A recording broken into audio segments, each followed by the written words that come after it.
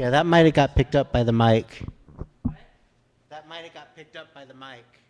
I'll say it once I get up there, just so the Skypers hear the... Yeah, the recording just got started too, so fun. I saw a t-shirt I really want that says, "Team don't read stupid books."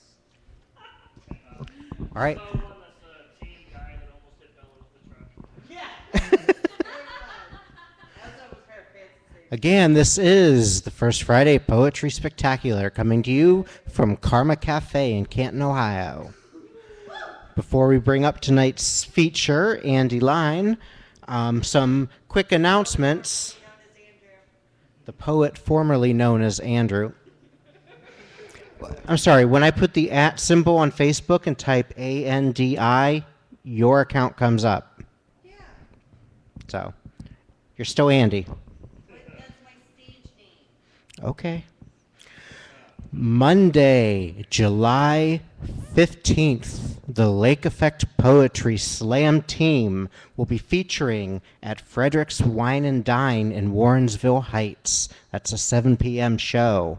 Tuesday, July 16th, the Lake Effect Poetry Art Auction and Fundraiser will be held at Max Bax Books in Cleveland on Coventry, for anybody that doesn't know that. I don't think there's anybody out there that doesn't, but... Thursday, July 18th, Christine Howie will be featuring at the Root Cafe in Cuyahoga Falls. Have to be specific there. There's 2 different Root Cafes that have absolutely nothing to do with one another. Christine Howie is, of course, a member of this year's Lake Effect Poetry Slam team. Friday, July 19th, Stardust Poetry is right here at Karma Cafe. This show is not broadcast on the internet. So you have to actually, come here every third Friday. Our featured poets will be Carla Thompson and Jacob King.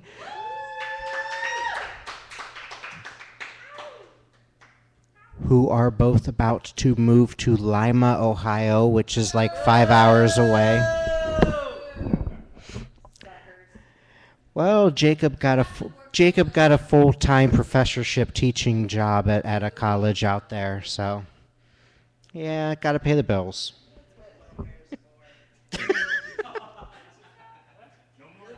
I'm just going to pretend I didn't hear that. Saturday, July 20th. Yeah, this is a very busy month. This is like busier than April National Poetry Month. Saturday, July 20th, Night Murmurs at Polymer City Records in Akron. Featured poets will be Garland Tyson and some guy named Azrael Johnson. That's a show put on by co-produced by Jen Pezzo, who is a longtime friend of the Poets Haven.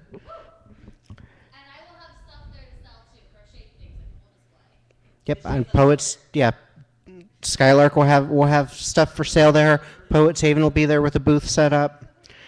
Sunday, July 21st. I'm not getting much sleep that week, am I?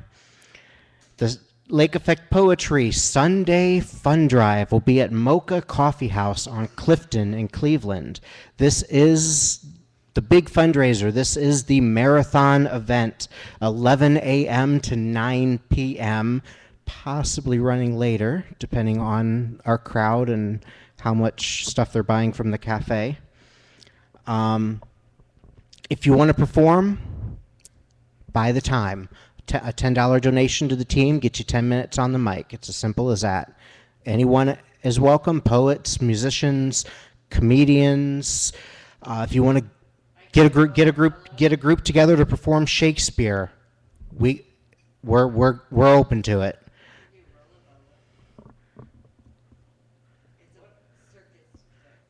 Yes, circus tricks. Okay, yes. By the time you can do it. The whole show will be broadcast on our Ustream channel, which one person is watching right now. It starts at 11 a.m., runs all day, runs until the cafe closes. Then Friday, July 26th, is Root and Slam at the Root Cafe in Lakewood.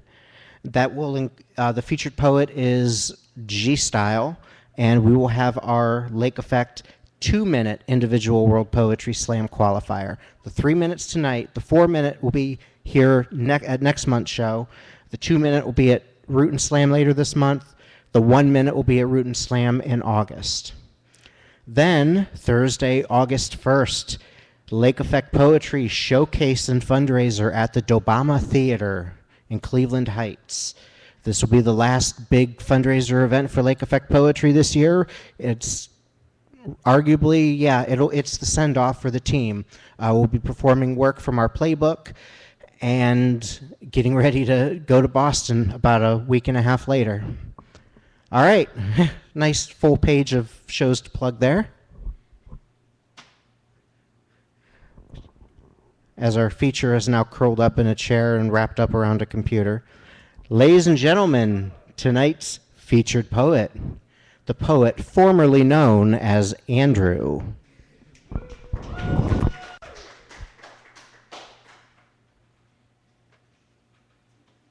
Hi, y'all.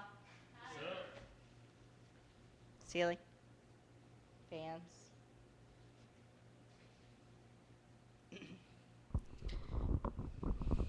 Oh, dude, you actually put it at the right height this time. I know, you're always such a douche about me being short. So, I thought I was only going to be doing this for like 20 minutes. And then Vertigo told me that his feature is 30 minutes. So I'm pulling out some old shit today. First book ever. This was, 3 years ago? 2011, 2 years ago. And this is all like my poetry from 2009. Oh shit. So I'm going to read a few. This is street corner poetry. You can't tell because I dumped coffee on it. See. But this is street corner poetry published by the Poets Haven chapbook series. Mr. Vertigo Xavier. You should read the book. Actually, it's not that great. No, it's okay. I got to that place where I'm like, I've read these so many times, I don't want to see them ever again. But now I'm going to do them again. What? All right, I'm going to stop talking and actually. Okay, this is called Library Dreams. Searching, desperately, hungrily, searching, running, screaming up and down aisles, thousands of books at my fingertips, praying, pleading to finally find my Messiah on these pages. I'm calling to the words, each letter, the negative space, as if drowning, as if fiending, as if I will die without them.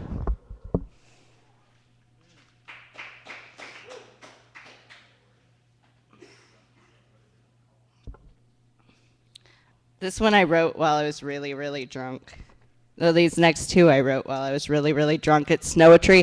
And by the way, if either Diane or John sees this, Snow-a-Tree, come on. Okay. Really? God. Oh, well, that doesn't help at all. Snow-a-Tree in Ohio. All right. If you don't know, now you know. Okay, this is Good Morning Rainbows. There are few things in the world that I am quite as proud as... I'll try that again. There are few things in the world that I am quite as proud of as my bright blue Superman underoos, unless perhaps it's my 2-year-old princess insisting quite indignantly that that German Shepherd is, in fact, a camel. True story, bro. I can talk. I had 2 monsters in the last, 45 minutes. So I'm like, ah. And a couple pints of ice cream. I quit smoking yesterday. So I'm a hot mess right now. This was from the same night. Also the same 12-hour drunken span. And it doesn't make any sense at all. But I kind of love it. It's called Stark Naked Snow Angel. I think by now I've written plenty of poems about how much my life sucks. I want to get up and get a move on, but it's a fucking blizzard outside and I can't seem to find my coat or my land legs. And there's the excuses again. But the excuses would be easier to put aside if I could just find the damn light switch. And there is no map for life, so excuse me if I stumble around feeling up the walls and making a fool of myself to those of you who can see in the dark. But the more I think about it, I'm thinking that's just a lie told to us with so many bruises from running into shit in the dark that they've just sat down and done their best to cover their faces.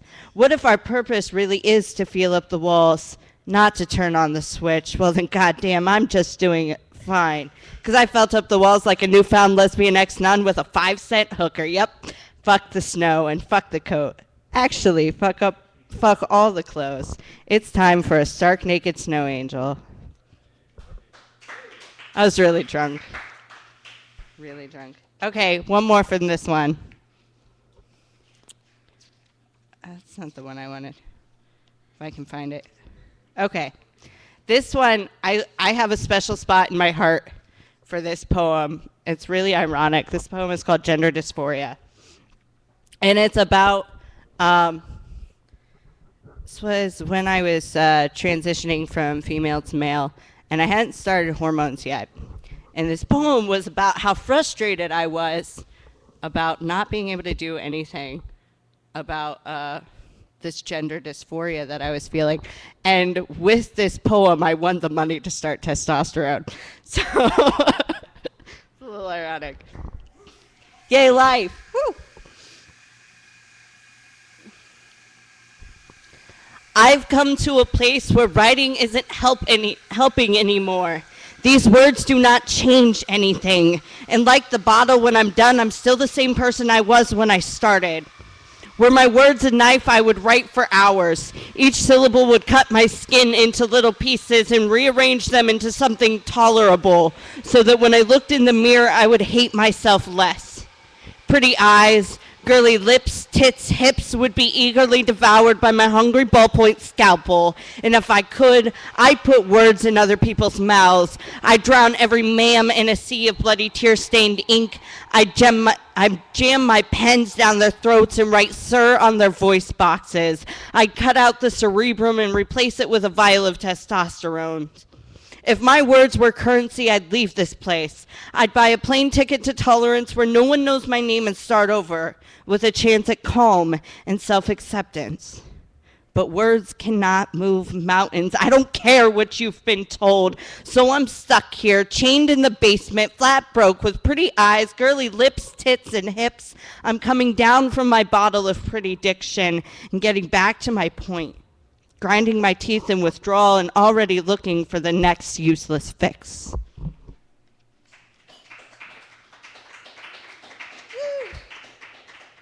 It was unpleasant. Not the poem, but the experience. Hey, want to do Gaza? Should I bring 2 copies so that we have the same exact thing? I have the updated version right here. Okay, just want to make sure. Yep. So this is a poem that Skylark and I wrote together. It's called Gaza, and she will be taking on the persona of Miriam, a young Hebrew girl, and I will be taking on the persona of Khadija, a young Muslim girl, and they both live in the Gaza Strip. As I look around me, As I look around me, I see nothing but rubble and blood mixing with sand. Miriam, take my hand. Together we can stand.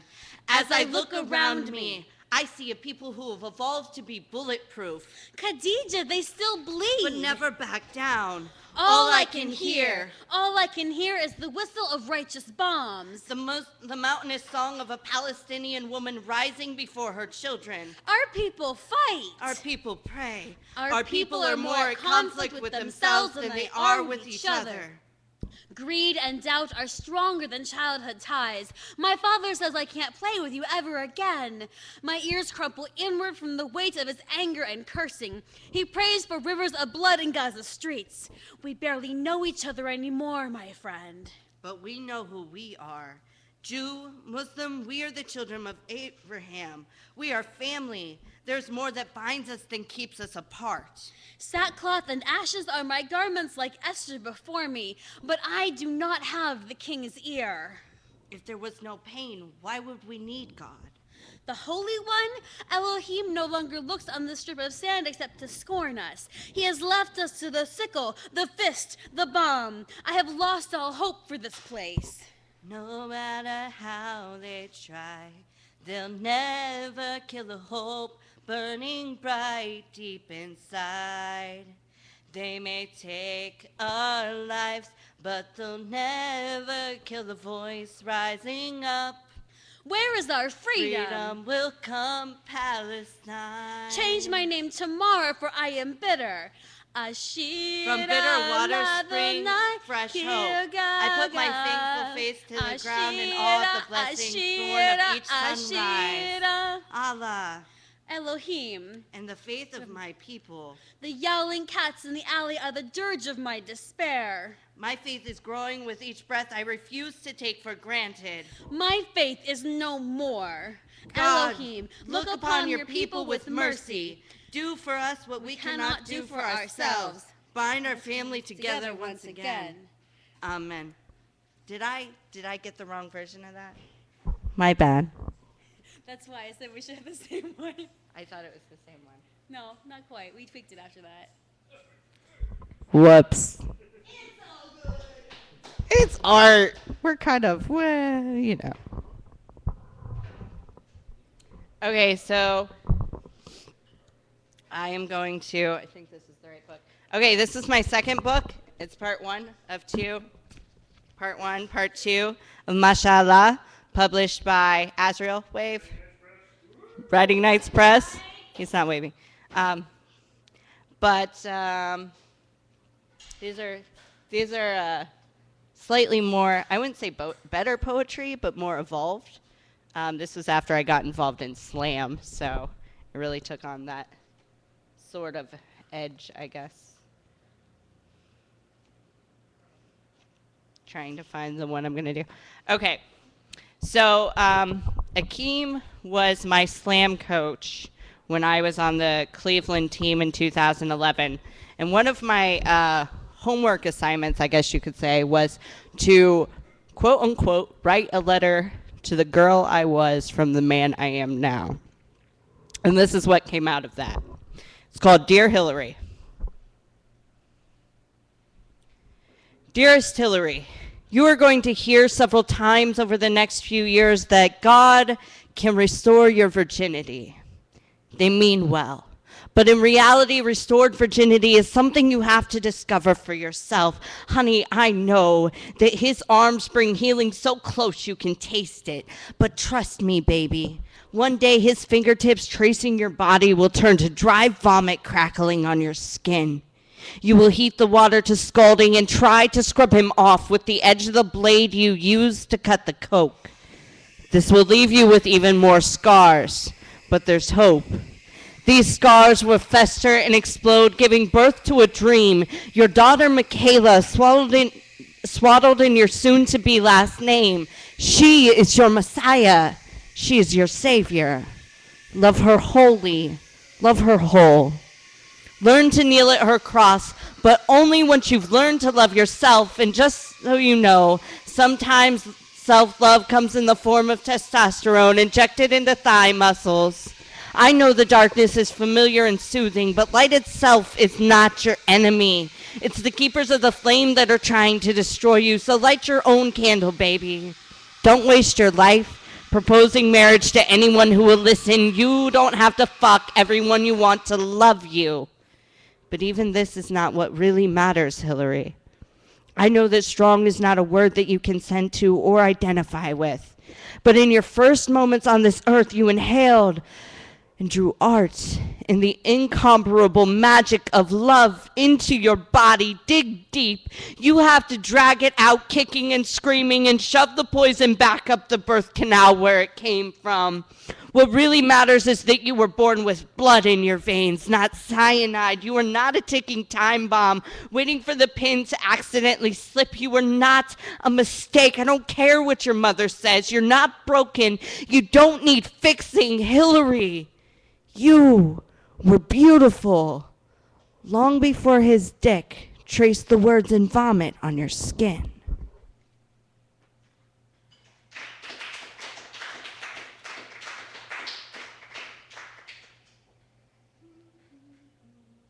A couple more from this book. Nope, I don't want to read that one. Psych. This is a happier poem. This is called The Glee Ploy. The Glee Ploy. And it's super awkward because I'm working on my 4th manuscript and I just realized I don't really do like poems.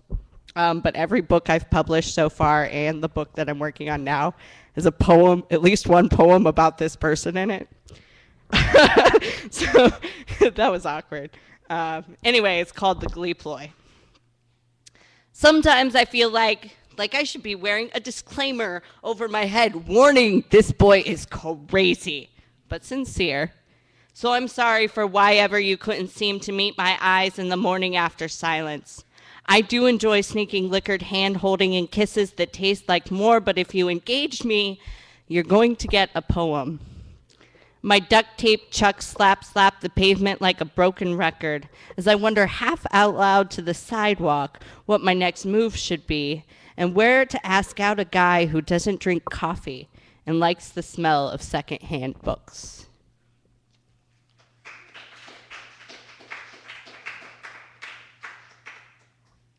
I remember now what I felt like I was forgetting from my house, and it was my glasses. Whoops. They used to be on like this sexy library chic glasses necklace, and then I broke the necklace because I'm that good. Oh. So this is a true story. It's called For Terry. We used to do poetry events at Angel Falls Coffee in Akron. Vertigo's hissing. Can I just spit on the microphone? But there was a girl who lived behind the coffee shop named Terry, and I wrote this poem, which is an absolute true story, the second time I met her. It's called For Terry. In a state of mind every bit as broken as 26 years of trampled eggshells, she told me she loved me. It was only the second time I'd ever seen her, but I had no doubt that those words were the closest thing to truth that she owned. Her blood clung to the pages of the FBI report like the last prayer gurgled from the throat of a drowning child. Her tiny body shook in my arms as if, tired of being, it wanted to rip itself apart, molecule from molecule, and disperse back into the cosmos with hopes of being reborn innocent.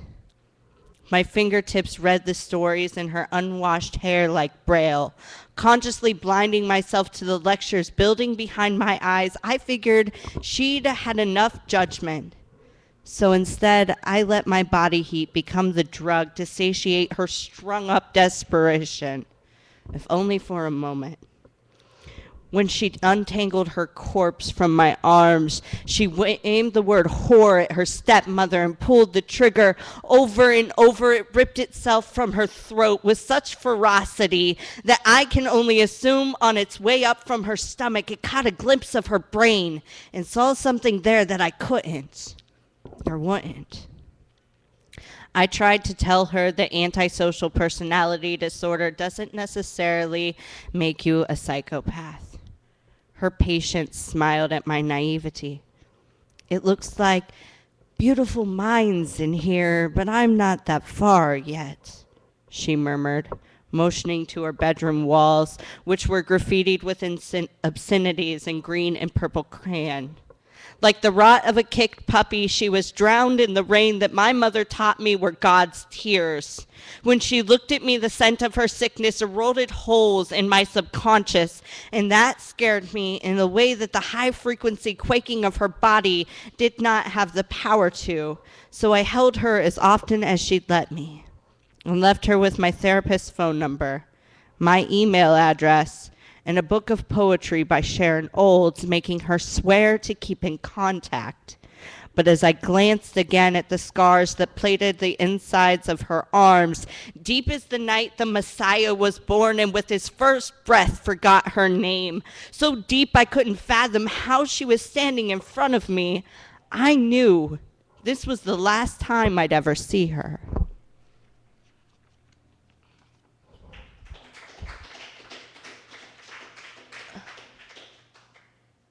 Oh, yeah. I was just about to say that. Vertigo wrote me a note off camera here. A week after that happened, she got sent to prison for trying to stab her ex-boyfriend and succeeding in stabbing his current girlfriend. It was a little awkward. I always thought she was more the suicidal type. Oh, so for all of you peoples who are doing haiku and what I like to call teeny poems or poets, Poettees. I'm going to do some of, what? Poets. Yeah, I'm going to do some of my teeny poems. There was this, because I'm feeling a little cranky tonight. There was this one poet who shall remain nameless, who just absolutely drove me fucking insane. So I wrote a couple poems for him. Teeny poems. Hey, Mr. Tough Guy. You know that industrial strength blender they claim can chop anything? Let's try it on your face.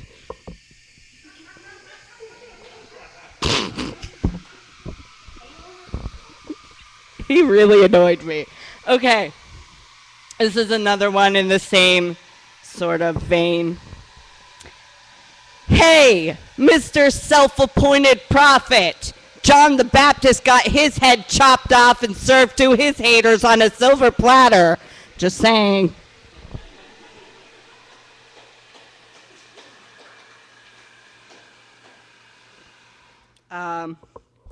Oh, here's another poem to the nameless boy. The words, I want to take it slow, make me feel like something to be savored, not just used and thrown out. Thank you. Hey, what time did I start this shindig? Because I was supposed to look at my watch. I actually wore a watch, but I forgot. 9 minutes. Okay. La la la la la la la. Now, I'm going to do some new poems. Yay. No shit. Am I supposed to walk out for this? No, for the qualifier. These are not in the grand tournament submission. At least I sure hope not. I think we're good. Okay. This poem is called Skirt, and it's the newest of my new shit. Tortuous thoughts refuse to move in a linear manner, opting instead to play hopscotch at each point on the spectrum, to leave on some untold exploit and return again at will with no explanation. The source of my irritation is this damn skirt. I should be taking a test right now, but my transient alter ego is kicking me for not wearing my carpenter jeans today, and I can't sequester this burning. My psyche doesn't care about things like bad timing. I'm just trying to make it through the day without screaming, like, can I cover up this stubble with a little more foundation? Like, give me a moment, I forgot which name I'm using. Yes, I am confused, but this is nothing new. I've remained in a constant state of confusion since before puberty. It just ebbs and flows in intensity. And this morning, it took me 3 hours to admit defeat to my bathroom mirror. 3 hours of hairspray, pomade, and curling irons. 3 hours of wondering who I was playing dress up for.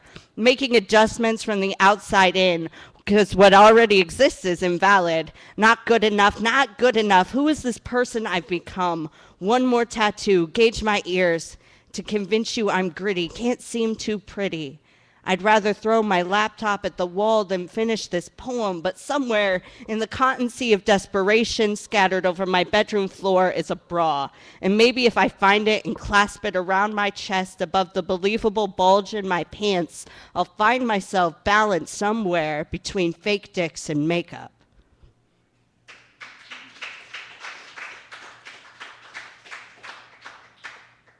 That poem was way better than I thought it was. That's the first time I've read it out loud. So that's exciting. This is one I wrote about a year ago. Almost exactly a year ago. That's uncanny. It's called On the Days When My Addiction Peaks. I am inside a drop of paint. I am curled up in front of the fireplace. I am home.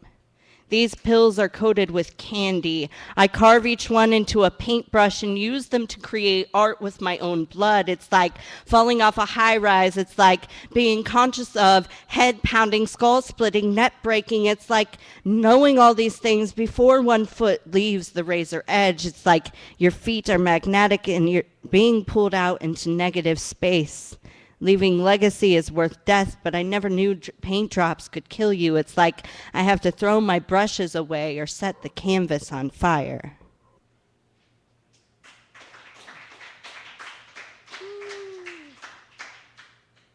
Oh, since we're talking about addiction,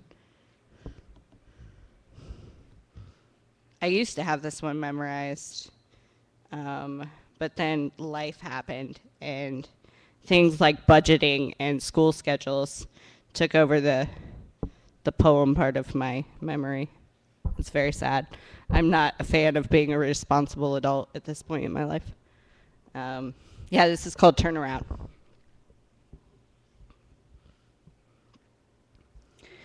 It's past midnight. The concrete is slick. I am the only one on the sidewalk, and everything smells like dirt and rain. Each step forward brings me 14, 28, 46 inches closer to death, but I cannot turn around. Out to Cleveland Avenue, down to 12th Street, over to Shore, but my cop spot. I am vaguely stunned by my inability to stop walking. In my left hand, I hold my cell phone. My sponsor's number glows on the screen, but I seem just as incapable of calling as turning around and going home. Clenched in my right hand is an orange key tag, my trophy from 30 days of war with my addiction. It is the only thing reminding me which side of the fence I'm on. Crisp green dollars burn holes in my pockets, just as sure as the lighter I used on my first cigarette. Each subsequent cigarette is lit on the end of the previous one. I swallow them whole, hoping somehow they will satiate the craving instead of my fix. My brisk walk is a blur of smoke. I'm trampling straight through puddles and yelling at myself out loud for fucking up on purpose. I look at my feet and realize I'm just 5 blocks away. I'm crazed, almost running now. I can already taste my suicide. My trophy did not prepare me for this war. I know that if I dope up now, I may never be able to quit again. The first time is a miracle. The second time, blasphemy. The serenity prayer slips from my lips, the only coherent words I can manage, and with a strength that is not my own, I push the call button, but I do not turn around. I do not go home. My pace is erratic as I hear his phone ring. I pray that he will and hope that he won't answer. 1 step backwards, trip, fall, 2 steps forward, heart pounding, hands shaking, mind careening. I hear his voice. Andrew, turn around. I can see it now. 1 block. I'm stock still, paralyzed, staring at the most beautiful hell I have ever seen. Andrew, turn around. I'm silent. My drug and my clean time play tug of war with my feet, but my mind is made up. I put 1 foot in front of the other, 14, 28, 46 inches toward life. Ooh. Hooray for not killing yourself with dope. Do I have time for one more? One more? I've got Kesha stuck in my head. There's a place downtown where the freaks all come around. Okay. Let me find it. You know what? I'm going to do the motion. I was told to edit this one, but no, screw that. I like it a lot. So.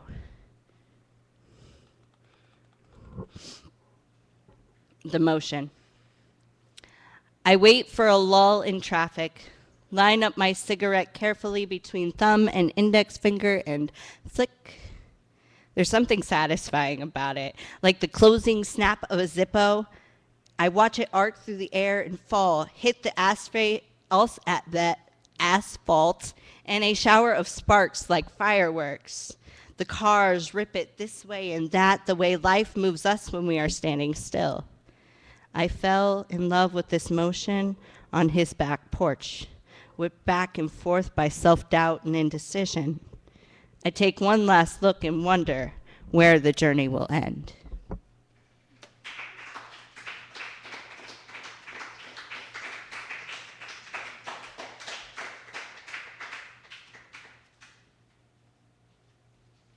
You should buy books because I'm really poor and they're pretty good.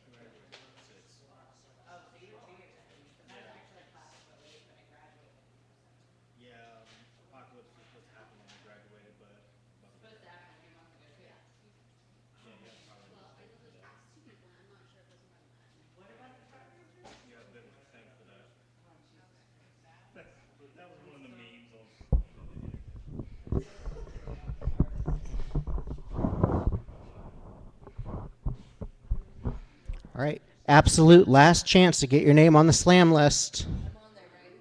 Your name's on there. All right. We've got 4 people competing tonight. This is a Lake Effect Poetry iWhips qualifier. This is our 3-minute qualifier. Poets, each of your pieces must be under 3 minutes. If you go over, you're going to lose points. There's a 10-second grace period, but after that, it's a half point every 10 seconds. We've got judges lined up here.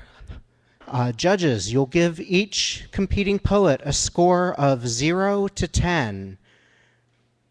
You can use a decimal point.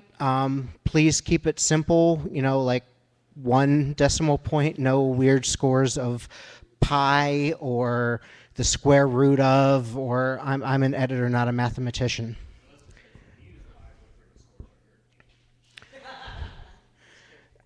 There was once a poetry slam that had a score of negative infinity. I don't think I couldn't figure out how to do the math on that one.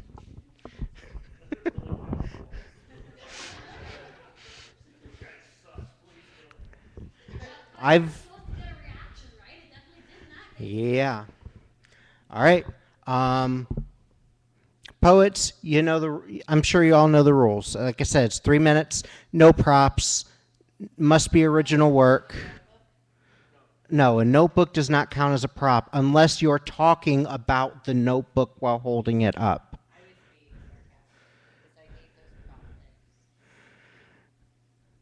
You know I issued a point penalty for a prop earlier this year, right? You were there? Yeah. Well, she was talking about shoes and said, "Look, and I'm wearing them now." Point. Up. Nope. 2 point penalty.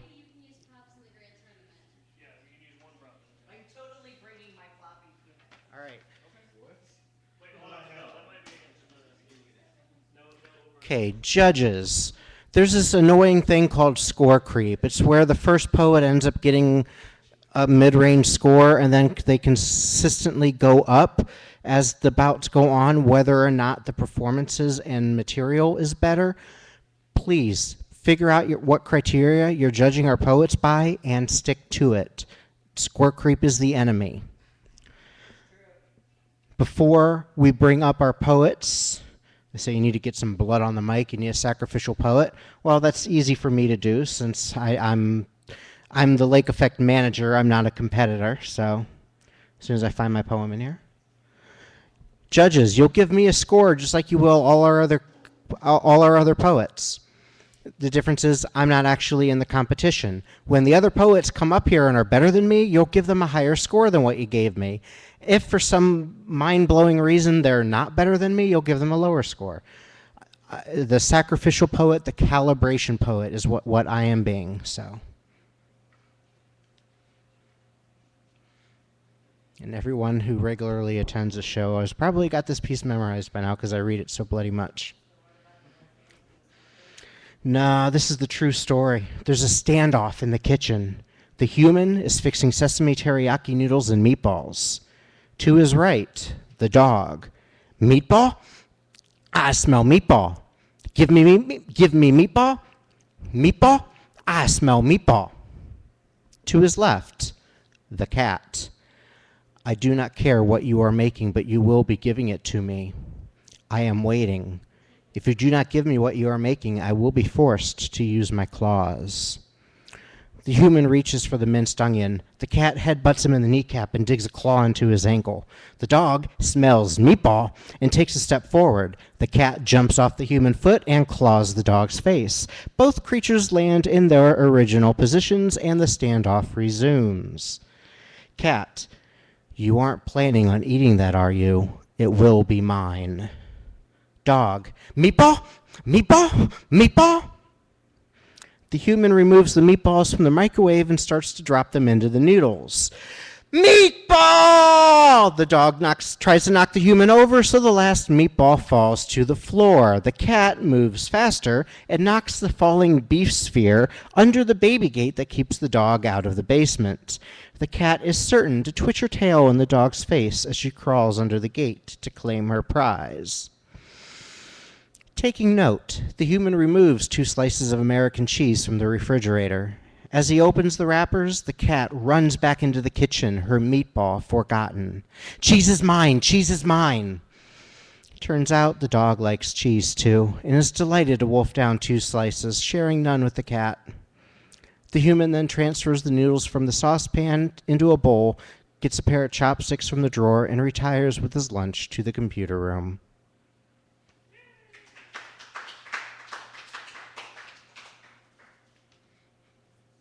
All right, judges, put a score on the board and hold them up.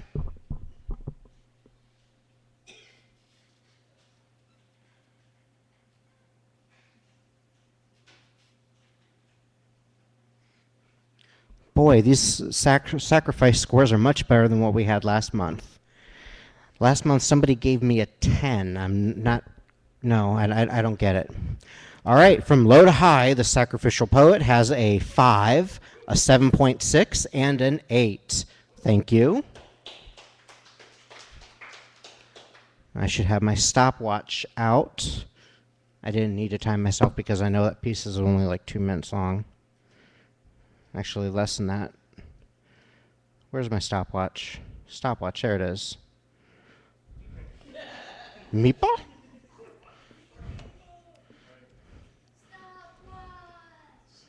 All right, our first competitor this evening, Samuel Lindsay. Did I say that right?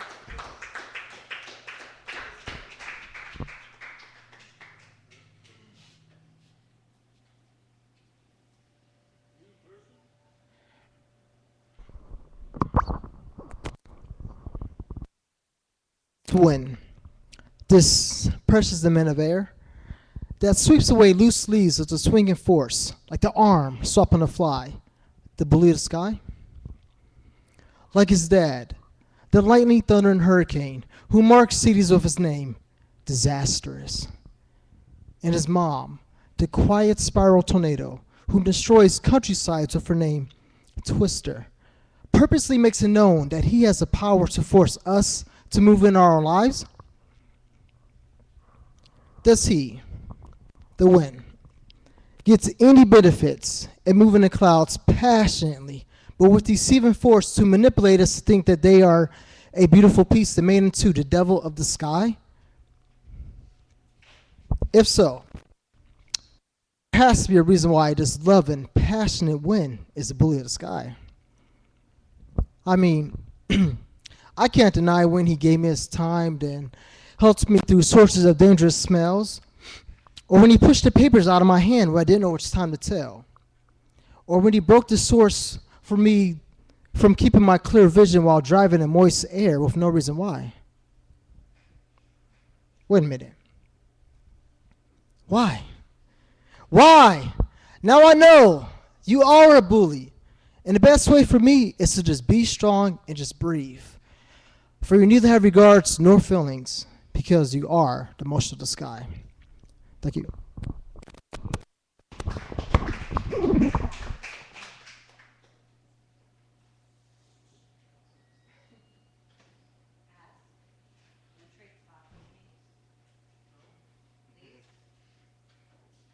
All right, judges.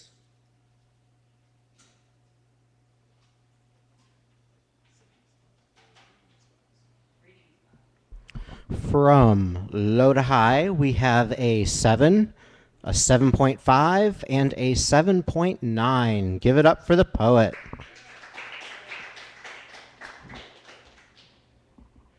Sacrificial Poet had a score of 20.6. All right. The Writing Night's Grand Tournament judge may need to leave the room for the moment. Our next competitor is Andi Line.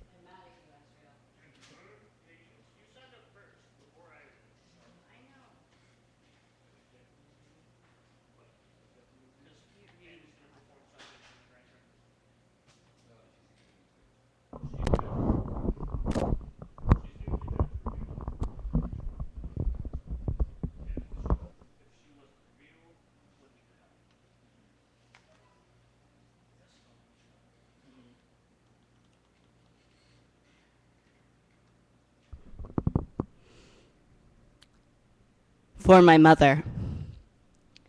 This poem is for my mother, who was taught to choke on the word feminist sometime between first breath and first violation at age 4. This poem is because I learned that we fought the same war in a moment of rage and we never spoke of it again. This confession is for the girl raped in Steubenville, because I knew they played football 4 days before I bothered to Google the news to learn your name. This freedom is for every woman who has been forced to veil her face, every woman who has been blamed for her assault for wearing too much makeup and dressing like a whore, every woman with bruises and 3 or more locks on her door. This poem is for my vagina, which is not broken, though many men have tried. The sins of my mother are carried upon my back, and I will gladly take them from her. This poem is for every woman who wears combat boots for dancing and stilettos to war, for every woman who refuses to sit down and shut the fuck up, for every woman who has been called cunt like it is anything less than the highest compliment. But mostly, this poem is for my mother, whose vagina still bleeds under her choir dress at age 51, and who never intended to bear a daughter with such a big mouth, who screams feminist at the top of her lungs in an attempt to heal enough for both of us.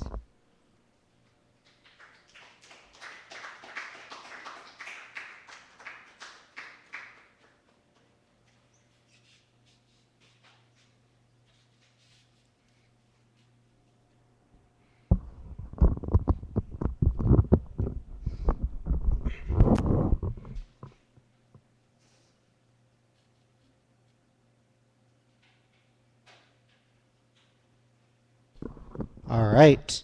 Thank you, judges. From low to high, we have an 8.7, an 8.8, and a 9.5. Give it up for the poet.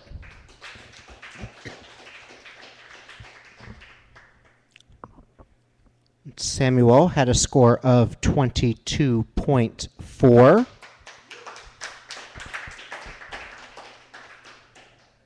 Our next competitor is Azriel Johnson.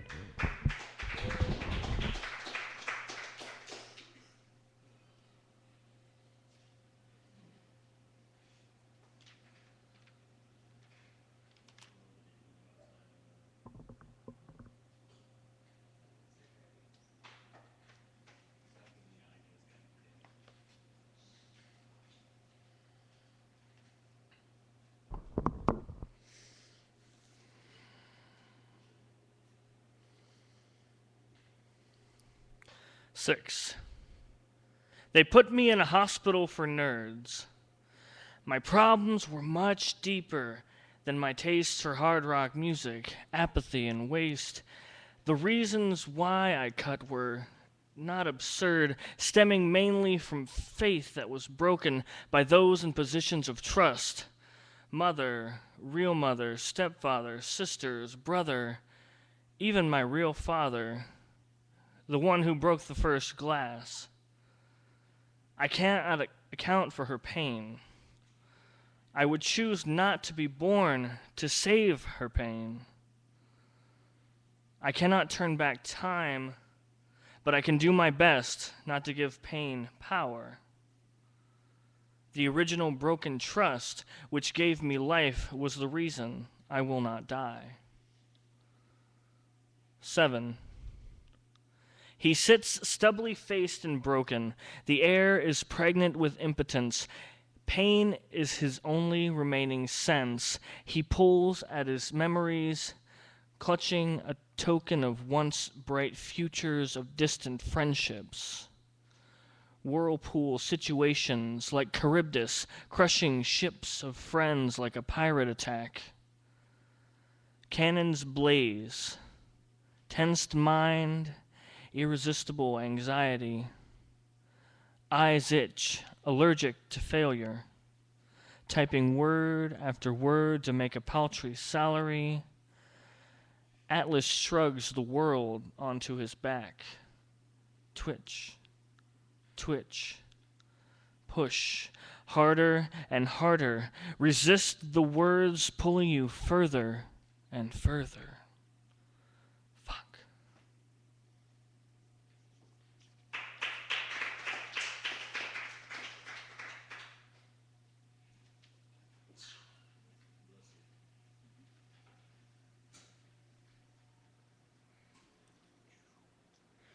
All right, judges. Oh, already got him up.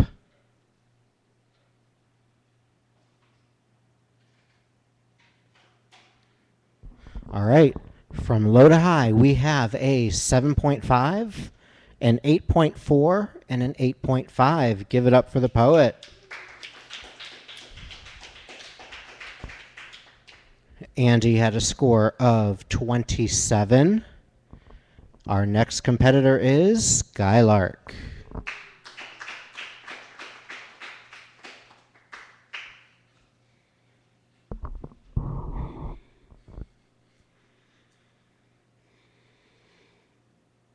I hate litter.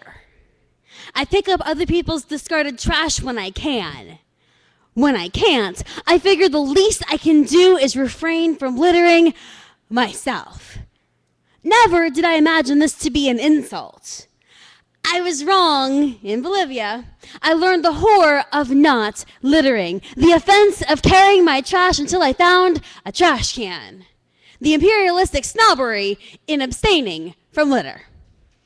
I was with a couple from my Bolivian church. We'd bought ice cream bars at a vendor and then ate them while walking down the dusty, trash-strewn dirt road.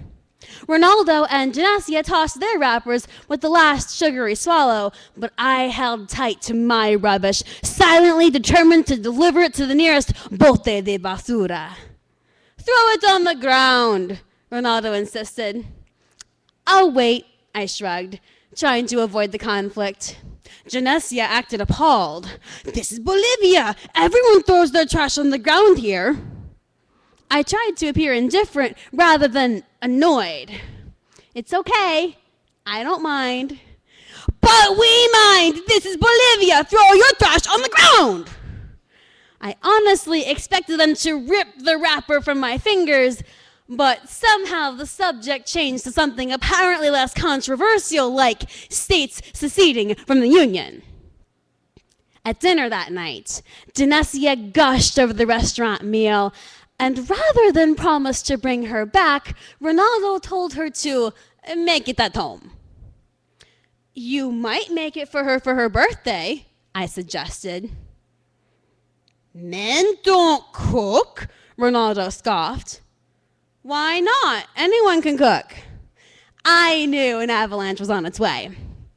Does your fiance know you think like that? Snow shovel at the ready. Of course, we both like to cook. He will not marry you, foolish girl. Sigh. Cooking is about what's between your ears, not what's between your legs. Dagger eyes, pursed lips. Men don't cook. You'll never get a man to marry you. How about this, Ronaldo? I just won't marry you. More jagged stares. I could hear his appalled thoughts. She won't litter, and she expects men to cook. American princess. If that's what it means to be a U.S. citizen, then for a change, I'm proud to be an American.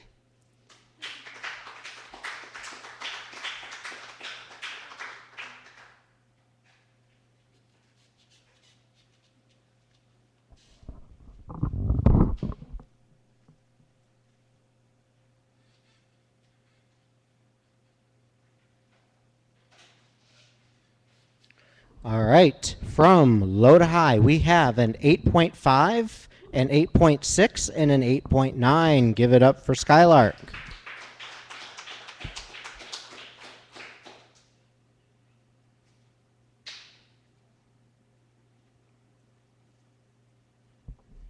All right, Azrael had a score of 24.4. Skylark has a score of 26. That means tonight's slam winner and current point leader for Lake Effect's individual world poetry slam qualification is Andi Line.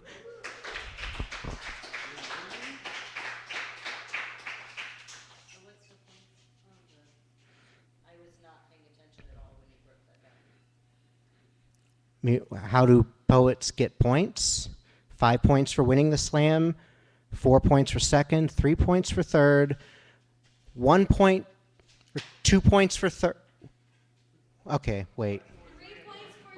5, 4, 3 for third, and a point just for competing.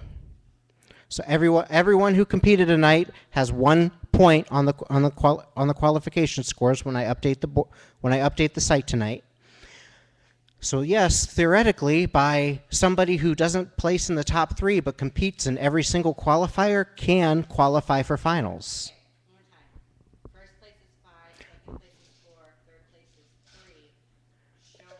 is 3. Showing up and competing is 1. This is all up on lakeeffectpoetry.com. Thank you, everyone, for coming out tonight. We will be back here in 2 weeks for Stardust Poetry with featured poets Jacob King and Carla Thompson.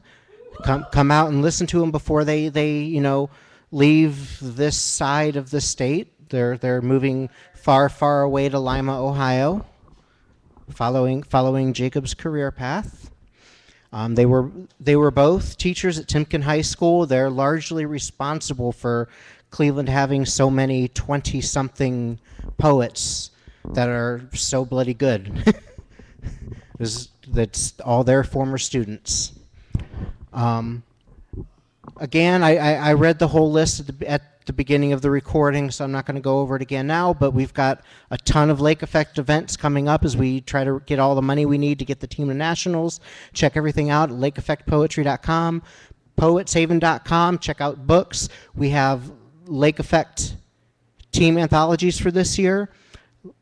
Poets Haven has a nifty special going on right now where if you buy more than $25 worth of stuff, you can get 20% off anything published by Poets Haven, except for the Lake Effect anthologies because they're fundraiser books, and free shipping on your entire order.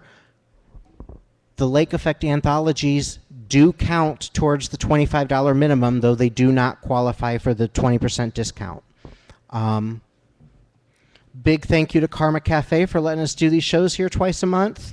Please get yourself a drink to go, get yourself a dessert to take home with you, or you know what, the cafe's still open for a little bit. Get yourself a nightcap before you leave. Thank you, everyone. Have a wonderful night. And 5 books from Poets Are Here. Yeah, lots of books for sale.